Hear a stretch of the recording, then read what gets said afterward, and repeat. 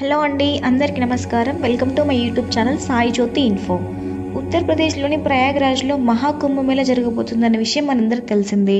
ఈ కుంభమేళాకు దేశ ప్రపంచం నలుమూలల నుండి భక్తులు హాజరవుతున్నారు. సనాతన ధర్మంలో కుంభమేళాకు ప్రత్యేక ప్రాముఖ్యత ఉంది.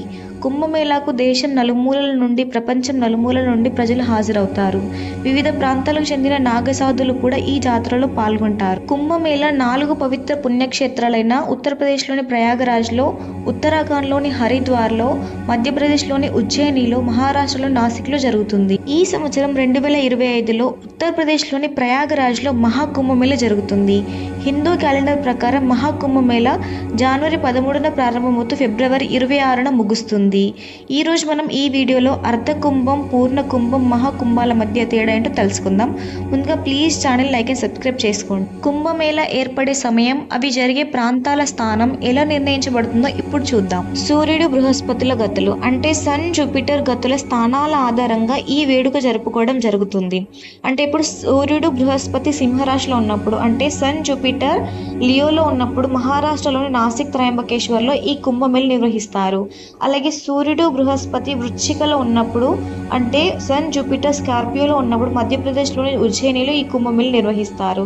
అలాగే సూర్యుడు మకర రాశిలో ఉండి బృహస్పతి వృషభ రాశిలో ఉన్నప్పుడు ఉత్తరప్రదేశ్లోని ప్రయాగరాజ్లో ఈ కుంభమేళాని నిర్వహిస్తారు. అలాగే సూర్యుడు మేషరాశిలో ఉండి బృహస్పతి కుంభరాశిలో ఉన్నప్పుడు ఉత్తరాఖండ్లోని హరిద్వార్లో ఈ కుంభమేళా జరుగుతుంది. అర్ధ కుంభమేళా. ఈ అర్ధ కుంభమేళా ప్రతి 6 ఏళ్లకోసారి జరుగుతుంది. అర్ధ కుంభమేళా ప్రయాగరాజ్, హరిద్వార్లలో మాత్రమే జరుగుతుంది. పూర్ణ కుంభమేళా 12 సంవత్సరాలకు ఒకసారి పూర్ణ కుంభమేళాను నిర్వహిస్తారు. ప్రయాగరాజ్లోని సంగం ఒడ్డున నిర్వహిస్తారు. చివరిసారిగా 2013లో ఇక్కడ పూర్ణ కుంభమేళా జరిగింది. మహాకుంభమేళా. ప్రయాగరాజ్లో 12 పూర్ణ కుంభమేళాలు జరిగినప్పుడు దాన్ని మహాకుంభని అంటారు. మహాకుంభమేళా 12 పూర్ణ కుంభాల్లో ఒకసారి జరుగుతుంది. మహాకుంభమేళా 144 సంవత్సరాలకు ఒకసారి జరుగుతుంది. ఈసారి ఉత్తరప్రదేశ్లోని ప్రయాగరాజ్లో జరిగేది మహాకుంభమేళా. అంటే ఇంతకుముందు 144 సంవత్సరాల క్రితం ఈ మహాకుంభమేళా జరిగింది. 2025 జనవరి 13న పుష్య పౌర్ణమి నాడు మహాకుంభమేళా ప్రారంభం కావడంతో తొలి రాజస్నానం జరుగుతుంది.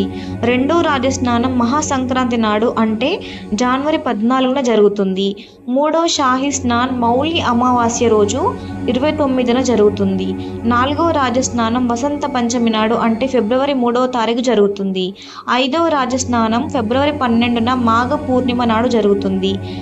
6వ షాహీ స్నానం 2025 ఫిబ్రవరి 26న మహాసంక్రాంతి మహాకుంభమేళా చివరి రోజున జరుగుతుంది. ఈ ఏడాది మహాకుంభమేళాలో 5.5 కోట్ల రుద్రాక్షలతో 12 జ్యోతిర్లింగాలను సిద్ధం చేస్తున్నారు.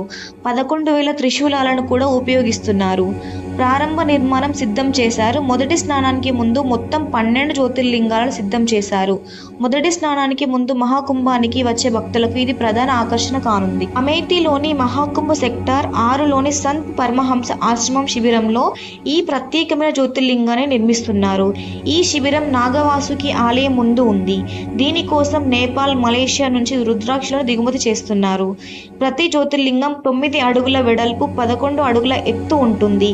ఇందులో ఉపయోగించిన 11,000 త్రిశూలాలకు తెలుపు, నలుపు, ఎరుపు, పసుపు రంగులు వేస్తారు. జనవరి 12 నాటికి 12 జ్యోతిర్లింగాల నిర్మాణం పనులు పూర్తవుతాయని, జనవరి 13 నుంచి ఫిబ్రవరి 26 వరకు భక్తులను దర్శనానికి, పూజలు అనుమతిస్తారు. మహాకుంభమేళా గురించిన ఇంకా మరిన్ని ఇన్ఫర్మేటివ్ వీడియోస్ని నా ఛానల్లో అప్లోడ్ చేస్తాను. ఈ వీడియో మీకు నచ్చినట్లయితే please like, share and subscribe చేసుకోండి. అలాగే ఏదైనా మిస్టేక్ ఉంటే కామెంట్స్లో తెలియజేయండి. Thank you so much.